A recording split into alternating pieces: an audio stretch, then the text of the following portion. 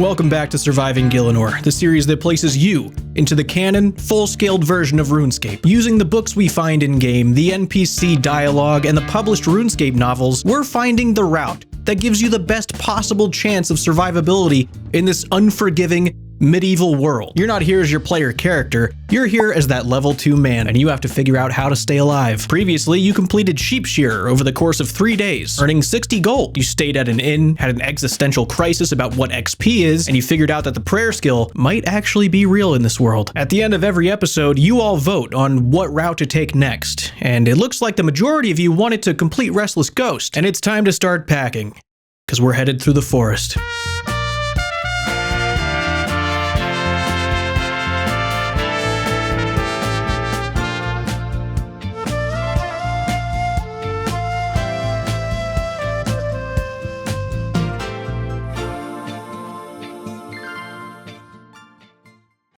You ever just be on your computer? I know what that's like. I can relate.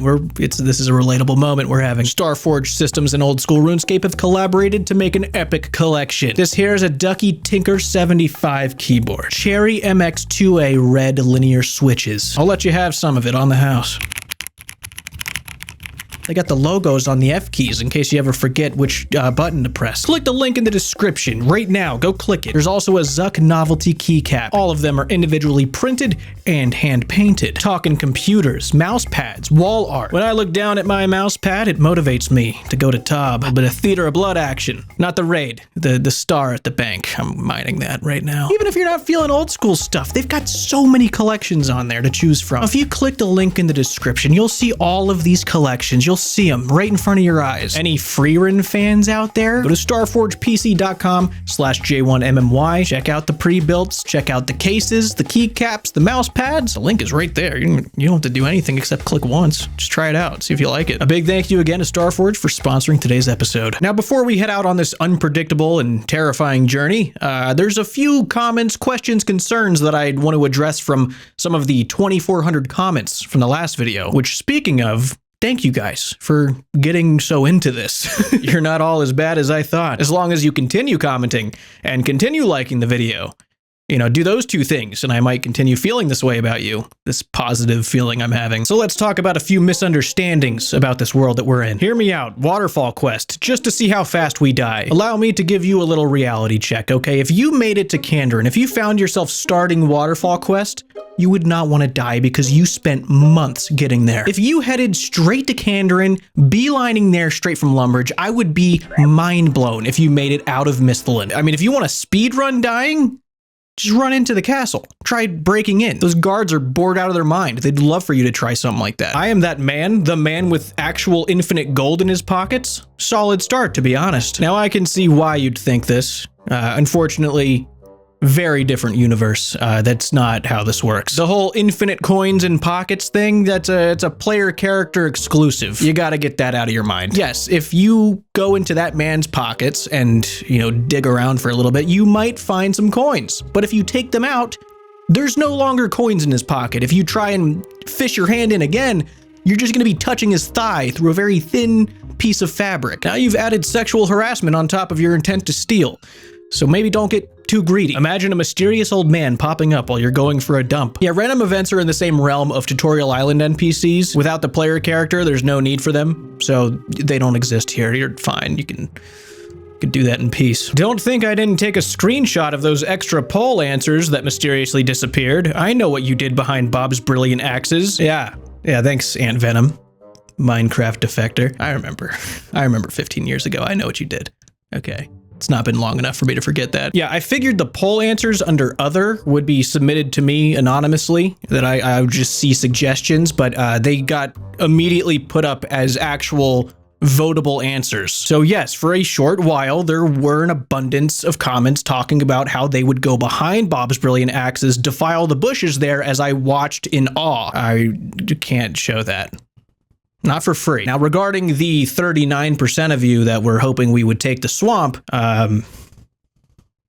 Sorry, I don't know what to tell you. Now, the farther we go into the series, the more intense decision-making is going to get. So, if you'd like to participate in these smaller decisions as we go along, I actually started a Discord just for this series. I'll be polling things in there as I'm writing, as I'm in production. Theory crafting, discussing the best routes to take, discussing lore. I want to keep this Discord pretty focused on just this series. If you're just looking for a general community Discord, I've had mine for nearly a decade now that you can join and just hang out. But that's enough messing around. It's time to get serious so that you don't die a horrible death. Your prayer has been drained, allegedly, and you spot Father Eric. You approach him, and you immediately tell him for some reason that you're not from this world. You can actually tell that to Father Eric if you haven't started Restless Ghost yet. I don't know why. That's strange. I thought things not from this world were all, you know, slime and tentacles, which tells you that his prayer book he's always reading is hiding something. You ask if he's got any kind of task for you, and since you appear to be a naive, insane person, he asks if you'll get rid of a ghost in the graveyard behind the church. He warns you of the dangers of the swamp as he directs you to Father Urhney, an expert on ghosts. Since you've got previous knowledge of Restless Ghost, you know that it goes like this. Talk to Father Eric, go to Father Urhney to get the Ghost Speak Amulet, return to Lumbridge Graveyard to talk with the ghost. Tells you that the skull is in the Wizard's Tower basement. You go to the basement, grab the skull, run from the skeleton, go back to the coffin, reattach the skull, and quest complete. But let's look at this task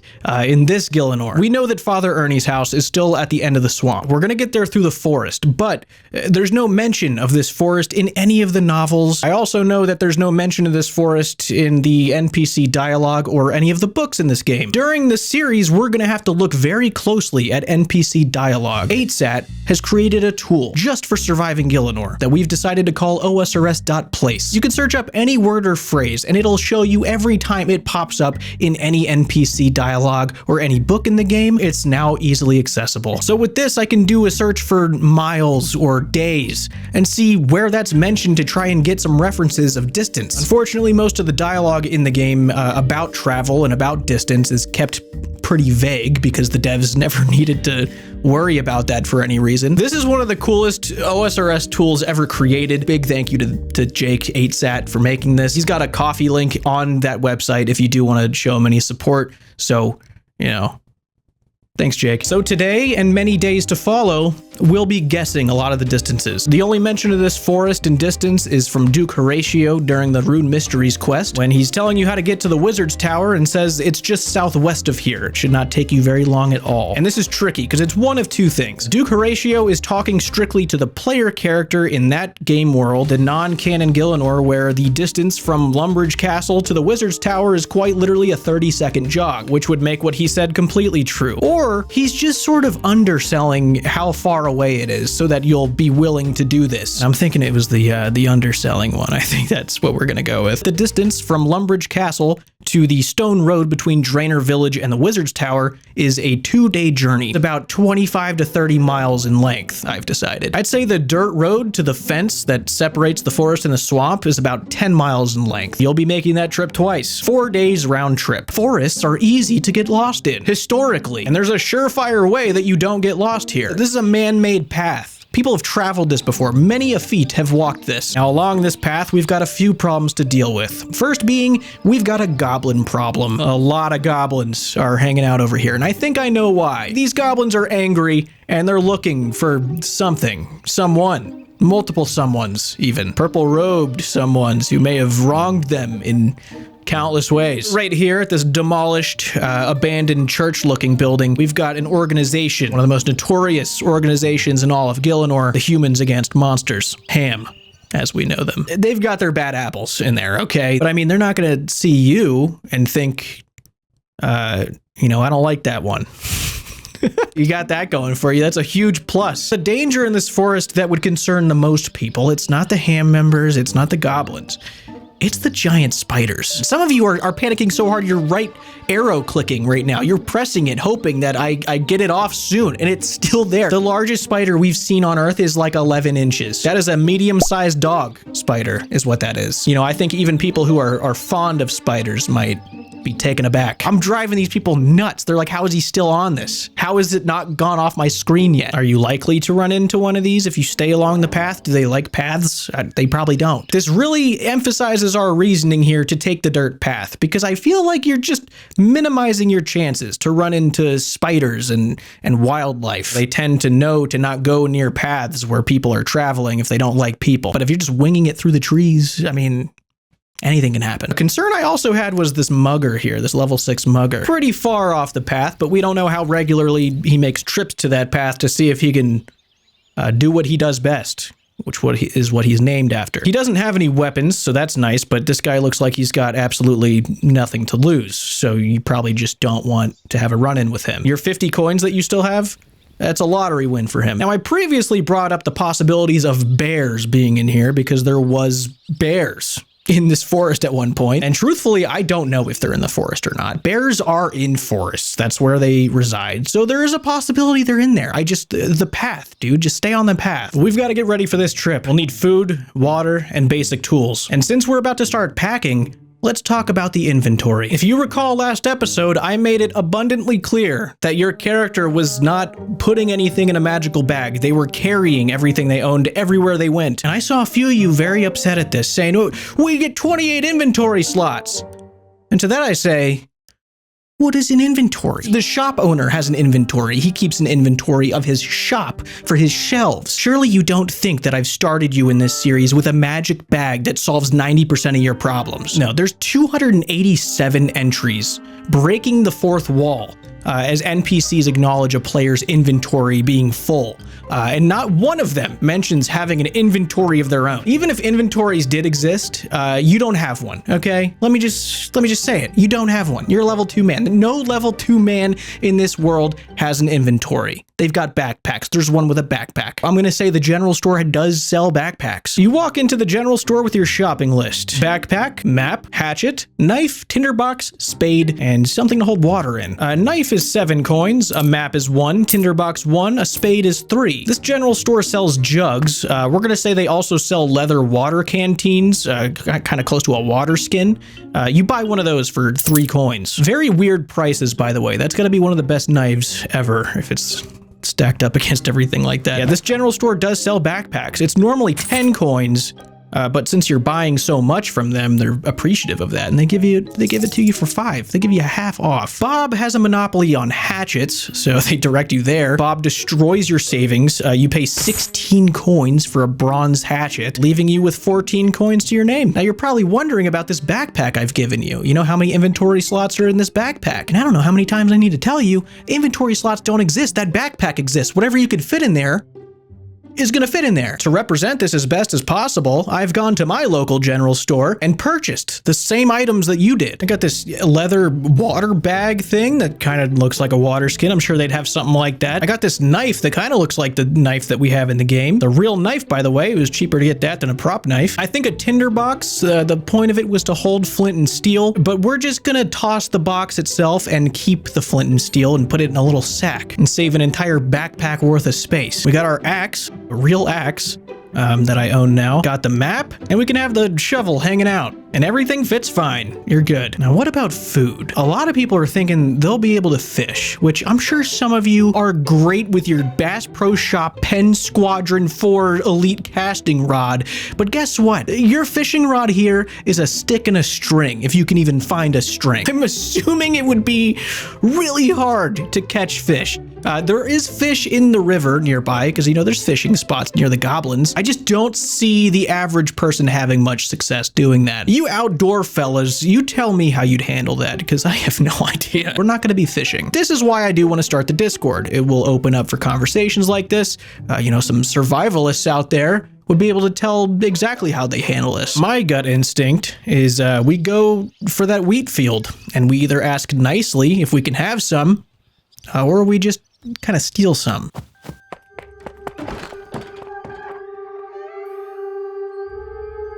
Whenever we get hungry, we just start smashing some grain with a flat rock and having the blandest snack of our lives. Still being hungry after that, but, you know, getting some sort of nourishment, some nutrients. that'll keep us alive, nothing more. Now for water, there's clearly water sources in the city. I feel like every town and village will have some kind of well. There's wells around the game, plenty of them. So I'm assuming that Lumbridge does have one. There's fountains. There's running fountains in the city, which means they have some sort of pipe system going on. So I'm assuming they have some sort of water source that you can go and get. I believe we have everything we need. So it's time to head out. You head to the general store, ask them for directions to the path. They tell you to go west, straight out back, for about an hour until you hit Farmer Fred's. The path starts right outside of his gate, so you've got a little bit of walking to do, and it's a damn shame that you're here and not on Earth. Otherwise, I would tell you to go to the Wall Friends YouTube channel where me and Framed, we talk every Friday. People just sort of hide in our walls and listen to us. I'll leave the link in the description in case you ever get back and you want to check it out.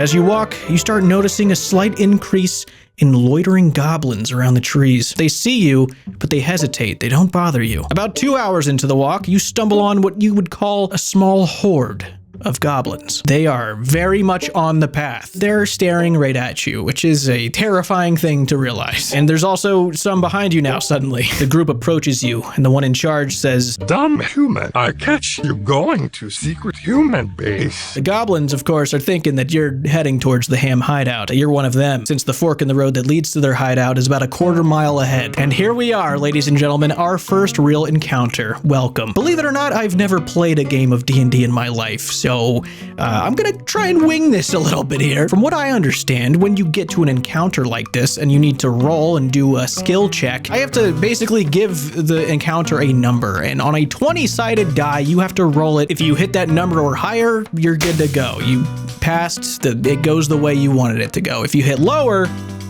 it ain't gonna go your way. That's as much as I understand, and I feel like for the sake of simplicity for people who don't play D&D, which ironically is me as well, I think that's about as far as I'll take it. I'm not going to go too crazy with it. This isn't a set in stone mechanic. If we figure out a cleaner way to do this, a more involved way to do this, then we'll transition to that, but I'm working with what I got. In this scenario, there's a few options. Attack the goblins and engage on what appears to be an 8v1. The entire world is multi-combat, by the way. That's a made-up concept. This is just real life. All 8 of them will attack you at the same time. It would only make sense. You can try to run away through the forest, hoping to lose them, or C, try to talk your way out of it. Running away or fighting the goblins is not really ideal. They'll probably just chase you until they catch you. They're smaller, more agile. You'll trip on a twig. I'm thinking we try and talk our way out of this, trying out our luck with a little bit of a deception roll. Now, goblin brains are probably equivalent to about a 3-year-old human, if that 3-year-old loved war. So I'm gonna say that we only need to roll a 3 to pass this check here. So good luck. Congratulations, everyone. You rolled a 7. You address the goblins confidently, adrenaline working in your favor. You say, "Me not human, dumb goblin. Me grubnits of big high war god strong gobs. I put costume of ugly human on as disguise. Now move out of way, small goblin, before I take human suit off and kill you." And then they step aside, allowing you to pass. You get to the fork in the road, just far enough away so that they can't see you, and you sit down for a second, catching your breath. You did great. You survived your first real encounter. That was good. You could have died, but you didn't. You're still here. But you want to maybe address the guy behind you. I think someone's wanting to speak with you. A ham member scares the shit out of you. "Hey, we saw that performance back there. Glad you made it out, but your goblin impression was a little too good. Not sure I like that." He examines you a little and then offers to take you to his hideout. You decline, saying that you're on a tight schedule right now. He sees that you're nervous and he kindly hands you a little flyer with details on it. How to get to their meetings if you're ever curious. He claims that they're bettering Gillinor, making it a safer place, which honestly, after what you just went through, doesn't really sound that bad. What? You walk around another 2 or 3 miles and you find a place to camp. You crush some grain with a flat rock and wonder if you should have tried to fish.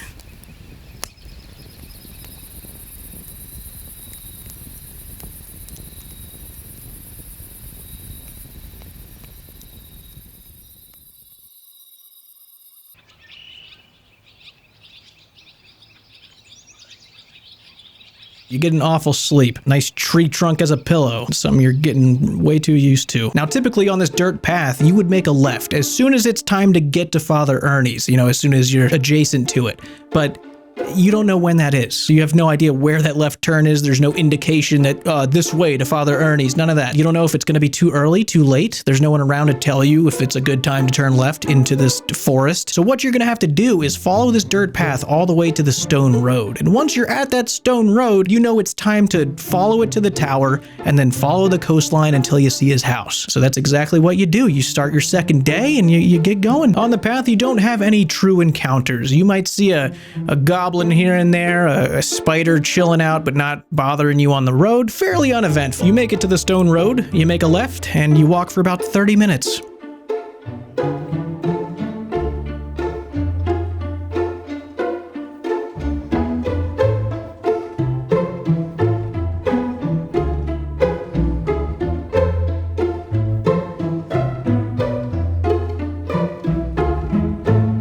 You follow that swamp coastline for a while, and after about an hour or so of walking, you make it to Father Urhney's house. You knock on the door. He's a grumpy guy, but he does let you in. You explain the situation. He looks at you in awe, saying, Did you make it here through the swamp? You took the forest route. He says, oh, no wonder you made it here alive. It's frog frenzy season. Frog frenzy? What is frog frenzy season? It's when the frogs in the swamp feel a burst of bloodlust for a month straight. No one's ever survived a journey through the swamp during frog frenzy season. You absorb his words and you look towards the camera, breaking the fourth wall, staring at all the thousands of people who wanted to send you to your own death, sending you through the swamp during frog frenzy season. That's what would have happened on that route. So, good thing we took the forest. It gives you the Ghost Speak Amulet and a cloth sack to keep it safe in. You're not going to put it in your bag, you're going to wear it, because, you like it. It looks nice. And now you can speak to ghosts. I like that cloth sack for you, though. You should definitely keep that. You notice that it's dark outside, so you ask Father Urhney if you can spend the night, on the floor or something. He says, absolutely not, and he kicks you out. So now, typically in this situation, it would be ideal to cast Home Teleport, sending us straight back to the Lumbridge courtyard, putting us exactly where we would need to be. Just completely skipping this 2-day journey home. But unfortunately for you, someone who watched the last video did find the man in the game that says, why don't I have a teleport home to Lumbridge button like everyone else? They don't have a home teleport button. Therefore, you don't either. That spell did get some lore around it, saying that Wizard Purston, we know Wizard Purston, created that, allegedly. That spell was in fact created to get players unstuck back in the day. Without that issue, there would be no home teleport spell. So no teleport home. Now, actual teleports with runes down the line, if we ever make it that far, that's a different story. The last bit of sunlight disappearing. You are in the dark. You can see some campfire smoke going into the air. To get there, you have to traverse the swamp a little bit. We don't know if Frog Frenzy season is canon, but you decide to take a leap of faith and traverse through the swamp a little bit, hoping that campfire's coming from who you think it is. During your extremely dark walk, you listen carefully for any rivets.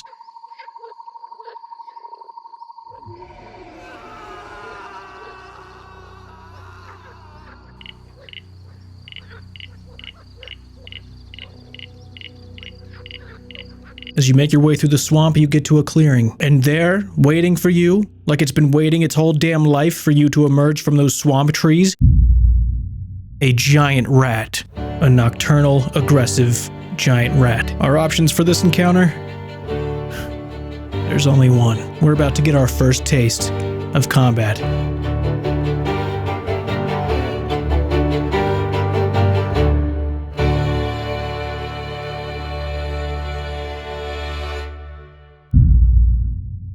And now we arrive to the voting section, and it's going to be a little different this episode. This encounter cliffhanger here, it was not supposed to be a cliffhanger at all. This was actually supposed to be the halfway point of the video. Yeah, it turns out these episodes take a really long time to make. I'm 5 days late for my sponsor deadline. Maybe they won't notice. But also, I am making way too many decisions for a series that's about your guys' character, your journey. So I really want to get this Discord up and running so that you guys can actually have a say in the little things. The Discord's going to come in handy. I really want to start looking to that to kind of guide the writing of this. You guys voted to do Restless Ghost, so you're locked in for that. But I do want to make sure we have something to vote for at the end of each episode, so I've got one for you. I'll put the link on screen. Make sure you vote for this. You guys want to come to a meeting? Just one meeting. You know, if you don't, it's your decision. It's your decision. I get it. I'd understand. But it'd be so cool if you just came for one meeting. It'll be after Restless Ghost. I won't get in your way. It won't get in your way of things. But it could be fun, you know? We have something to bond over. Okay, I didn't put that one. Just go or don't. Don't make it this whole complicated thing. Go vote. I'll see you guys soon. Now on to the bonus section for the people who really want to stick around. Hello, everyone. It's the night before I upload this. How's it going? Yeah, I've sort of been stress testing Creator Kit for this. I've manually placed 300 trees in the Lumbridge Forest and the Lumbridge Swamp. Every interior shot, I'm literally building a second set of walls. This is my version of a chunk locked Ultimate Iron Man. This is my grind here. This is what I do to get crazy. I love it. This is so much fun. It just takes a while. I'm moving at the end of this month, but I'm thinking once I'm in the new place, I'm gonna do something like a behind the scenes sort of deal for Patreon, just to get support for this series so that, you know, if I do need to say sorry, sponsor, I can do that. There's just so much cool shit that I would love to show. That'd probably be the place to do it. There's a lot of behind the scenes stuff, a lot of people helping me out. We're learning all of it from scratch. So there's nowhere to look to be like, how'd they do that? But we'll get there. But that's it. Thanks for watching, everyone. I'll see you soon.